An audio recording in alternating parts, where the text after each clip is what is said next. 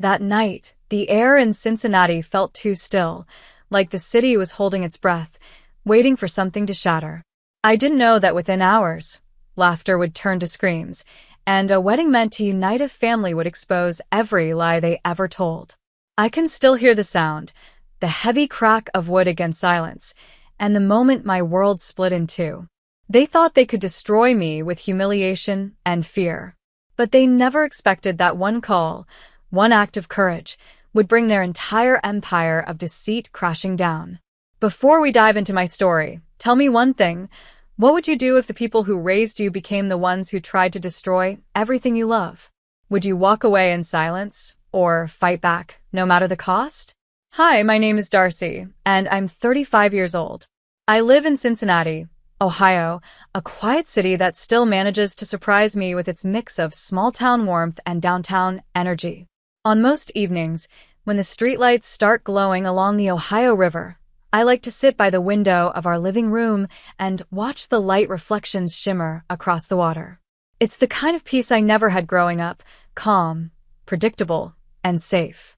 My husband, Alvin, works as a technician for a local manufacturing company. He's steady, thoughtful, and the kind of man who can make a rough day feel softer with just a few quiet words. We've been married for almost 10 years, and in all that time, we've built our life piece by piece, without anyone's help, without shortcuts, and certainly without the support of my parents. Our little boy, Victor, just turned 8 last month. He's curious about everything: trains, maps, dinosaurs, and the stars. Every Friday night, he insists that we go to the small diner near our neighborhood for milkshakes and fries. Alvin laughs and says it's our weekly family meeting, where Victor usually ends up talking more than both of us combined. Those are the moments that remind me why I fought so hard for this life. Because nothing about my life came easily. I wasn't the kind of daughter my parents praised. While my younger sister, Veronica, was always showered with love and gifts, I learned to earn every small victory myself. My parents used to say she was born lucky. Maybe that was true. I just know I was born determined. I studied on scholarships, worked part-time shifts at a cafe near my college, and often came home smelling like coffee grounds and textbooks. My parents barely noticed. When Alvin proposed to me during my final year of school, they disapproved immediately. They said he wasn't good enough, and that I was making a mistake. But I trusted my heart more than their pride, and time proved me right. Today, my life with Alvin, Norma, my mother-in-law, Patrick, my father-in-law, and Victor feels complete. I thought the wounds from my past had finally healed. But I was wrong. The past has a strange way of showing up, sometimes disguised as an invitation. Growing up in my parents' house was like living in a story where I was written into the margins. My sister Veronica was always the shining character, the one who could do no wrong. From as early as I can remember, everything revolved around her.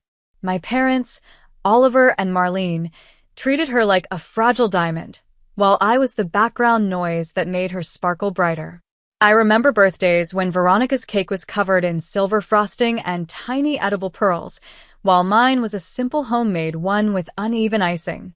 She got new dresses, summer camps, piano lessons, and attention that came wrapped like gifts. I got used to hearing, "Darcy, you should learn from your sister," or "Veronica never gives us trouble." Those words still echo sometimes, even now. When I was 16, I realized that the only way I'd ever matter in that house was if I built something of my own. So, I started working after school, babysitting, waitressing, tutoring younger kids, anything to earn enough to pay for my books and save for college. My parents didn't stop me, but they never encouraged me either. In their eyes, hard work was a consolation prize for people who weren't naturally blessed like Veronica. Veronica, of course, didn't have to work. She was the kind of girl who could skip studying, charm her teachers, and still come home with straight A's because someone always helped her. She had a way of making people believe in her innocence, even when she was cruel. Once, she broke my favorite music player and told our parents I was careless. They believed her instantly. It was a small thing, but moments like that pile up quietly until they start changing who you are. When I finally got a college scholarship, I thought maybe my parents would feel proud. Instead, my father said, You only got lucky, Darcy. Don't think this makes you better than your sister. My mother agreed, nodding like his words were law. That night, I cried silently, not because I was hurt, but because I knew then that I'd never belong in that house, no matter how much I achieved. Years later, when Alvin came into my life, he saw worth in me that my parents never did. He was kind, calm, and treated me as an equal. When I told my family I wanted to marry him, they didn't attend our small ceremony. Veronica even said, "You'll come back crying one day." She was wrong. I built a new life, a peaceful, loving one. Yet deep down, a part of me always feared my family wasn't done hurting me. I just didn't know how far they'd go to prove it. Because sometimes, resentment doesn't fade with distance. It waits quietly, until one day, it explodes in the most unexpected place, at a wedding meant to celebrate love. It was a cold Thursday afternoon when the wedding invitation arrived, a cream-colored envelope with gold lettering, perfectly addressed to Mrs. Darcy Evans. The irony made me laugh under my breath. For years, my parents had refused to acknowledge my marriage, and now they were sending a formal invitation, as if we'd been one big happy family all along. The envelope smelled faintly of perfume, the kind Veronica always wore, sweet but sharp, like something that lingered long after you wanted it gone. I placed it on the table, unsure whether to open it. When Alvin came home, he noticed it immediately. "That from your parents?" he asked gently. I nodded. He sat beside me and brushed his thumb over the edge of the envelope. "Do you want to go?" he asked. His question wasn't judgmental. It was careful, patient, like he knew it carried more weight than it seemed. "I don't know," I said. "They've never cared about me or Victor. They didn't even come to our wedding, Alvin." "Why now?" He sighed. "Maybe this is their way of trying to make peace. Or maybe they're just trying to save face. Either way, you have a right to decide what's best for you." Later that night, I opened the invitation. It was beautiful, elegant cursive, embossed flowers, and the words, "You are cordially invited to celebrate the union of Veronica Oliveira and Jacob Whitman." But what stung wasn't the design. It was the guest list that followed. My name and Victor's were handwritten. Alvin's wasn't. I felt my stomach drop. It wasn't an oversight, it was deliberate. I could almost hear my mother's voice. "This is Veronica's big day. Don't make it about you." When I showed Alvin, his expression darkened, but he tried to stay calm. "They didn't invite me," he said softly. "Or my parents?" "No," I whispered. "Just me and Victor." He was quiet for a long time. Then, with a small, steady smile, he said, "If you still want to go, we'll support you. Norma and Patrick feel the same. Maybe it's better if they stay here. You can represent us. Show them they can't break your strength." For the next few days, I wrestled with the decision. Every logical part of me said don't go. But a quieter part whispered that maybe this was a chance to close a chapter, to finally show my parents that I wasn't the weak daughter they used to ignore. When I told Norma and Patrick about the invitation, Norma hugged me. "Sweetheart, go. But remember, some people only invite you to hurt you again. Be careful." Her words echoed in my head as I packed Victor's tiny navy suit the night before the wedding. I promised Alvin I'd call as soon as we arrived. I didn't know it then, but that promise would soon save us both. Because what awaited us at that rustic venue wasn't a celebration. It was the start of something dark, cruel, and unforgettable. The next morning, the air in Cincinnati carried that soft chill of early autumn, the kind that makes you pull your jacket a little tighter but still feels pleasant on your skin. Victor was excited, his small hands gripping the gift bag we'd packed the night before. He didn't understand the tension beneath my calm smile, the way my stomach turned every time I thought about stepping into a room full of people who never truly saw me as family. The venue was about 40 minutes from our home, a rustic barn-style event space on the edge of town.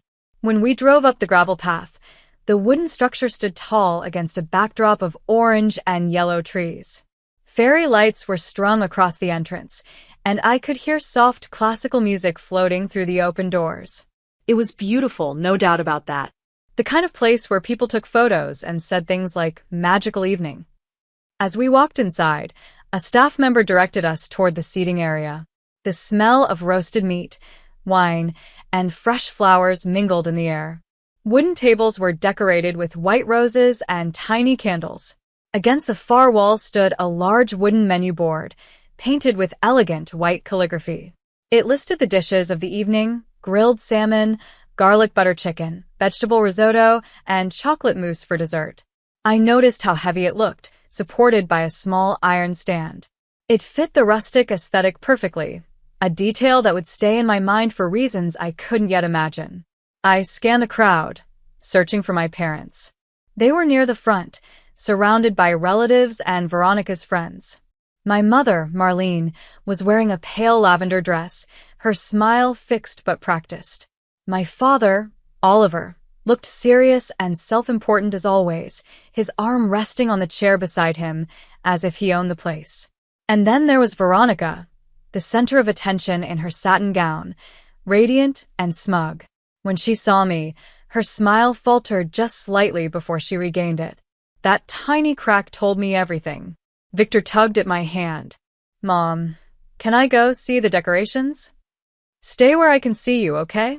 I said, forcing a smile. He nodded and ran a few feet ahead, marveling at the string lights and dessert table.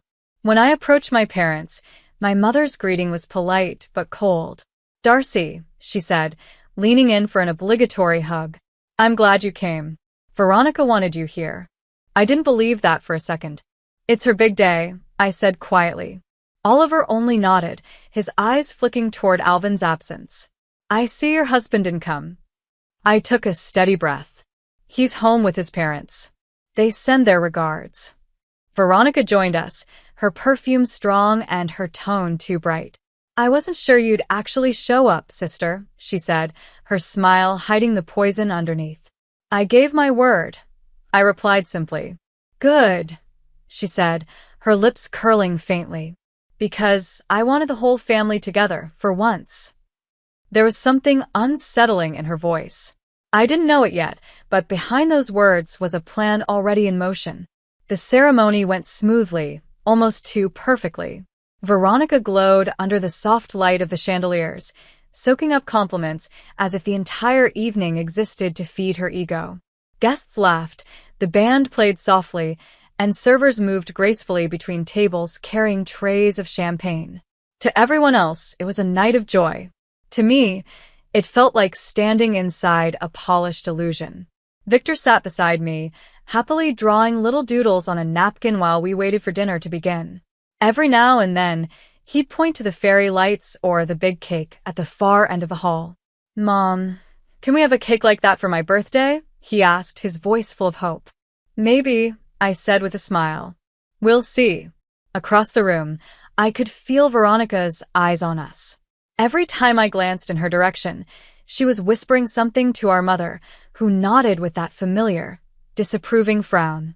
I had no idea what they were plotting, but my instincts told me something wasn't right. After the first course, guests began placing small gift envelopes on a table near the dessert stand, a tradition at many weddings. Each envelope was labeled with the giver's name, some containing cards, others with cash or gift certificates. The table was beautifully arranged, and just behind it, I noticed the same large wooden menu board, listing desserts in delicate handwriting. Victor, curious as ever, admired the flowers on the table and smiled at the neat display. I didn't see it happen, but later I would remember this exact moment as the one where everything started to unravel. About 20 minutes later, Veronica's voice cut through the music like glass shattering. "Excuse me, everyone. Has anyone seen the gift envelope from Anna Lane?" The guests turned, murmuring. Someone said, "It was right here earlier." Veronica's expression darkened, and she put a trembling hand to her chest in exaggerated panic. "It's missing." It had $500 inside. Her eyes swept across the crowd before landing on Victor, who stood a few feet away, holding a piece of folded paper he'd found near the floor. "What's that in your hand?" she demanded sharply. Victor blinked, confused. "It was under the table," he said softly. "I was going to give it back." Veronica snatched it from him, holding it up dramatically. This is Aunt Elaine's envelope. You took it. The room went silent. Conversation stopped. Every pair of eyes turned toward us. My heart dropped. Veronica, that's not true, I said quickly, stepping between them. He's a child. He found it, he didn't steal anything. But Veronica wasn't listening. She raised her voice louder, making sure everyone heard. This isn't the first time, is it, Darcy? You've always been jealous, always trying to embarrass this family. And now your son, is doing the same thing. My mother gasped, her hand flying to her mouth. My father's jaw tightened. I felt heat rush to my face, shame, anger, disbelief, all colliding at once. Enough, I said through my teeth. Don't drag my son into your lies. But Veronica only smirked, her eyes glittering with satisfaction. She had what she wanted, an audience. And within moments, my father's anger would turn that lie into something far more dangerous than humiliation. For a few seconds, it felt like the entire room forgot how to breathe. The music stopped mid-note, the guests frozen in uneasy silence. All I could hear was Victor's small, trembling voice beside me. Mom, I didn't take it, he whispered, his lower lip quivering. I just found it under the table.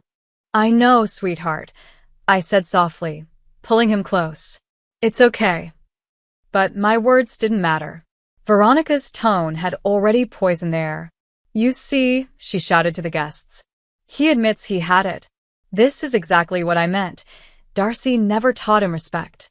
Murmurs began to ripple through the crowd. I could see my mother's expression harden as she moved to Veronica's side, like a general rallying behind her favorite soldier. This is disgraceful, she said coldly. Darcy, your son has embarrassed this family. I turned toward her, my voice shaking but firm. He didn't steal anything, Mom.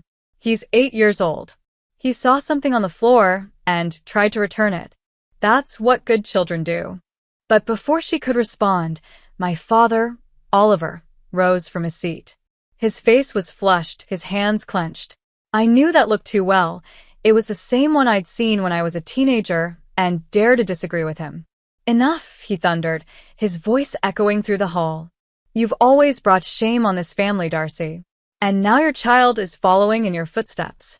The sound of chairs scraping filled the silence as a few guests stood up, unsure whether to interfere.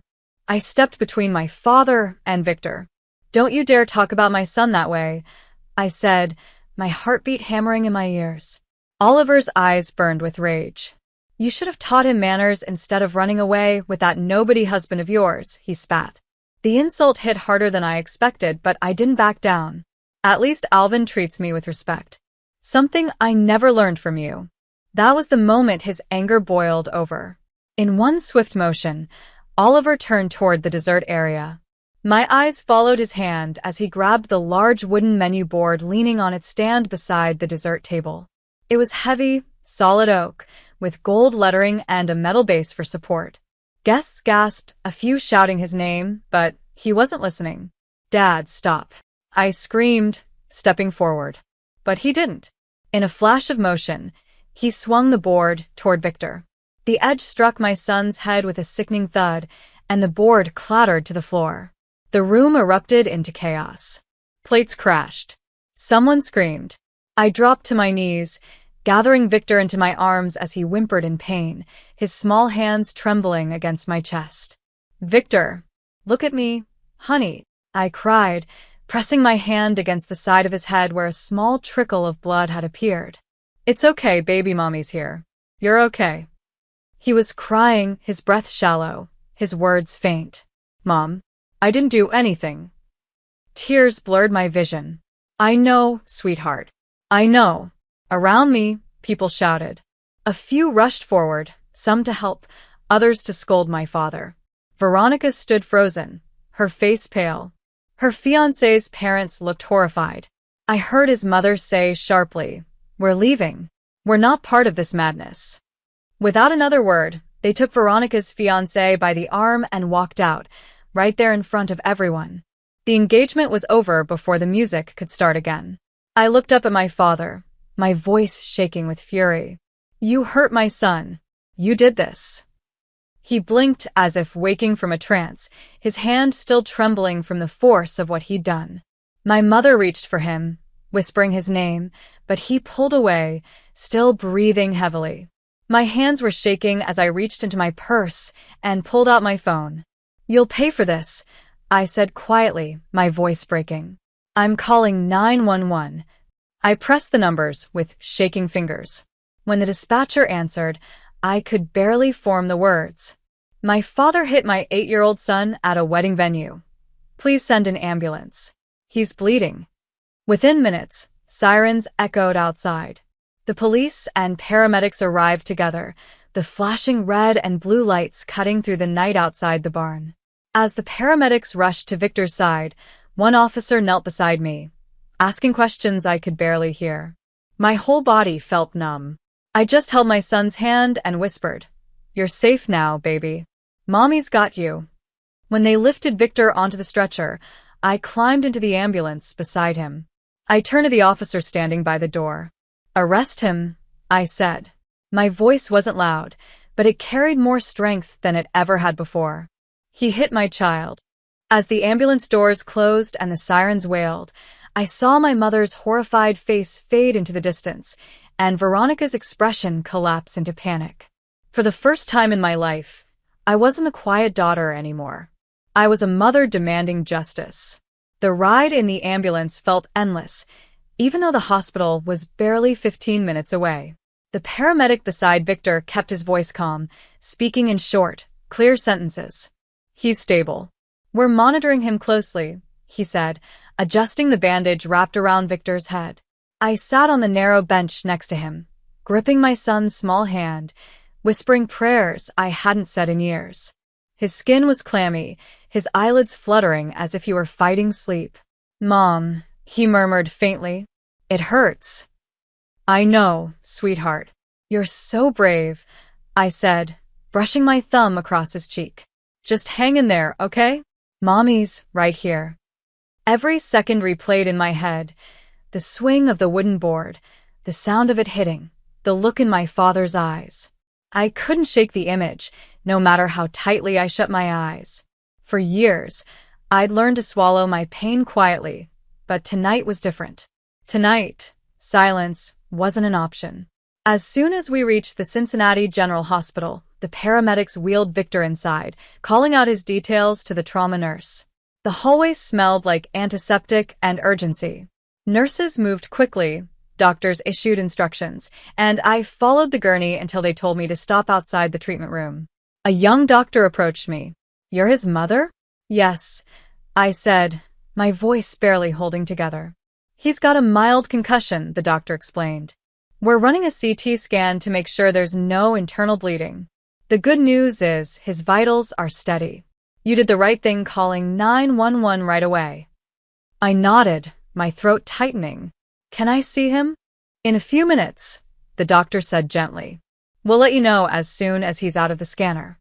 I stepped aside, my hands trembling, and pulled out my phone. My first call was to Alvin. When he answered, I could barely get the words out. "Alvin, it's Victor.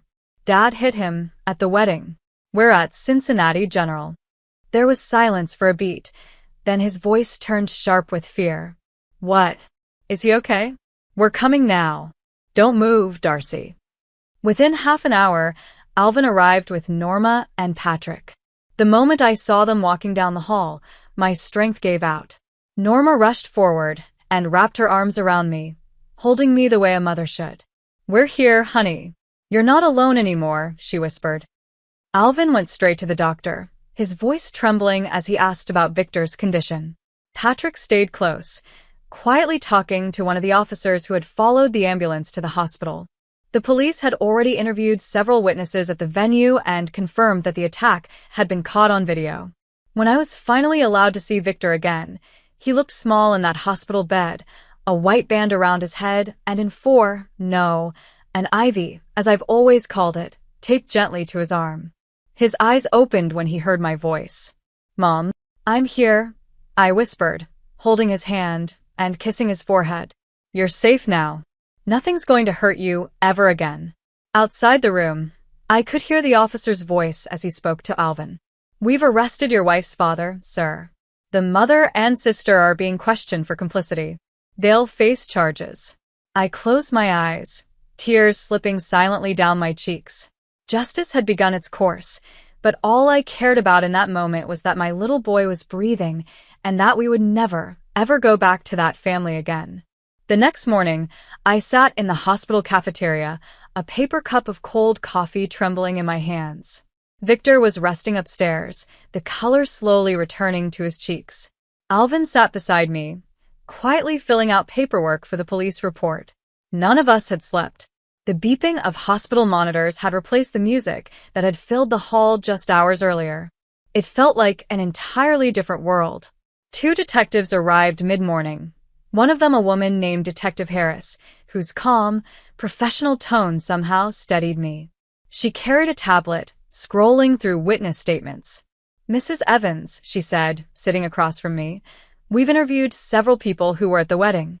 There's a video from a guest's phone that clearly shows your father striking your son with the menu board." I nodded slowly, my throat tightening. "I saw it happen. I'll testify." She gave me a small, approving nod. "We'll need you too. But there's something else. Your sister, Veronica, has already started talking." Alvin leaned forward, disbelief flashing in his eyes. "Talking?" Detective Harris exhaled softly. "She admitted she planted the missing envelope. Said it was supposed to be a small lesson, to humiliate you, not cause violence. She claimed she never thought your father would lose control like that." For a moment, I couldn't speak. A rush of memories filled my mind. Every insult, every sneer, every time Veronica got away with cruelty because my parents made excuses for her. But this time, there would be no excuses left.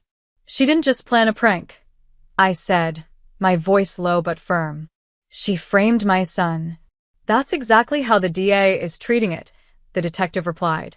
"False accusation, child endangerment, and contributing to a violent incident. Your father is being charged with assault on a minor.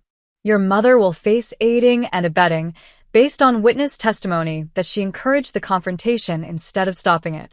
Alvin reached for my hand under the table, giving it a reassuring squeeze. I realized then that, for the first time in years, I wasn't afraid of my family. I was angry, yes, but no longer powerless. Before leaving, Detective Harris said gently, "This case will move fast. We'll keep you updated every step of the way. And Mrs. Evans, what you did, calling 911 immediately, probably saved your son from a worse injury." As she walked away, I stared out the window toward the soft morning light spreading over Cincinnati. The truth was finally out.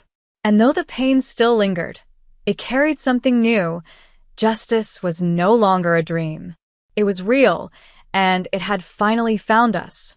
3 weeks later, I found myself standing in the polished marble hallway of the Hamilton County Courthouse in downtown Cincinnati. The place smelled faintly of paper and old wood, its walls lined with portraits of judges who had served decades before. Alvin held my hand as we waited outside the courtroom doors, while Norma and Patrick sat nearby, keeping Victor occupied with his favorite puzzle book. He had healed physically, though a small scar now crossed his temple, a silent reminder of everything we'd survived. When the bailiff finally called our case, my knees felt weak, but my resolve stayed firm. Inside, the courtroom was quiet except for the shuffle of papers and the clicking of a reporter's camera. My parents and Veronica sat at the defense table, each looking different in their own way. My father, pale and tense, my mother, stiff and cold. Veronica, hollow-eyed, her once perfect composure gone.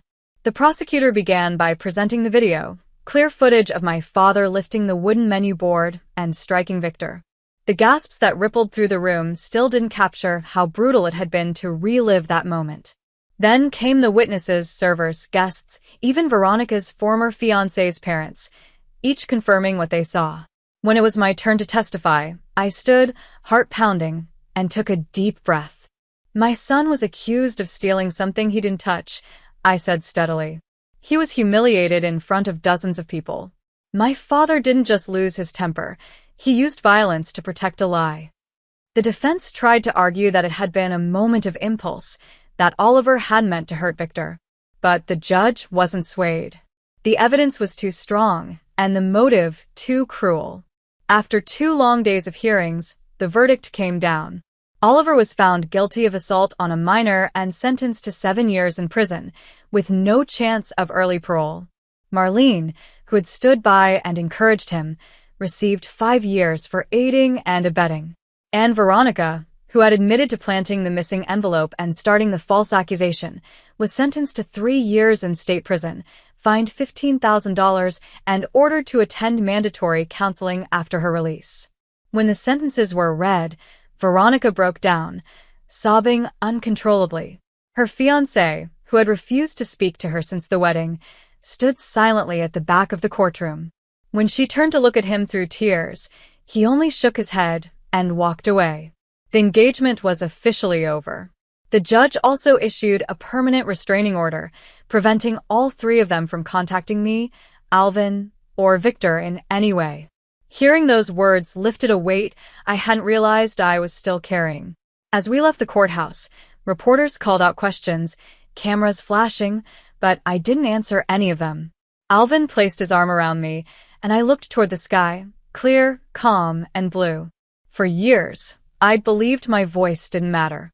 But standing on those courthouse steps, I understood that justice wasn't just about punishment, it was about reclaiming your dignity, one truth at a time. When Victor slipped his hand into mine and smiled, I knew the chapter was finally closing. The past had lost its power over us. The weeks that followed the trial felt strangely quiet, as if life was learning how to breathe again. For the first time in months, I didn't wake up to the sound of my own heartbeat pounding from anxiety. Instead, I woke up to Victor's laughter echoing down the hallway as he played with his toy cars while Alvin made pancakes in the kitchen. The house smelled of syrup and warmth, ordinary things that suddenly felt extraordinary. Victor's recovery had gone better than anyone expected. The doctor said the concussion had healed fully, though they wanted to keep monitoring him for a few months. He was back to being his curious, talkative self, asking endless questions about everything from dinosaurs to the solar system to why clouds didn't fall from the sky. Sometimes I'd just stop and watch him, thankful for every breath he took. Alvin and I had started family therapy, mostly to help Victor process what had happened. But the sessions helped me too. The counselor told me something that stayed with me. Healing doesn't mean forgetting. It means remembering without fear. Norma and Patrick visited almost every day, bringing home-cooked meals and small surprises for Victor. They'd become more than in-laws, they were the parents I never really had. Norma once told me, "Darcy, what happened wasn't the end of your story. It was the storm that cleared your skies." And she was right. One bright Saturday morning, we decided it was time to celebrate the calm after the storm. We packed a picnic basket with sandwiches, fruit, and Victor's favorite chocolate cookies and drove out to Eden Park, overlooking the river. The air smelled of spring, the trees dressed in new leaves that shimmered under the sunlight. Alvin spread a blanket on the grass, while Patrick helped Victor fly a bright red kite. Norma sat beside me, sipping lemonade, her eyes full of quiet pride. Victor's laughter carried through the breeze as the kite soared higher and higher. "Mom, look. It's almost touching the clouds," he shouted.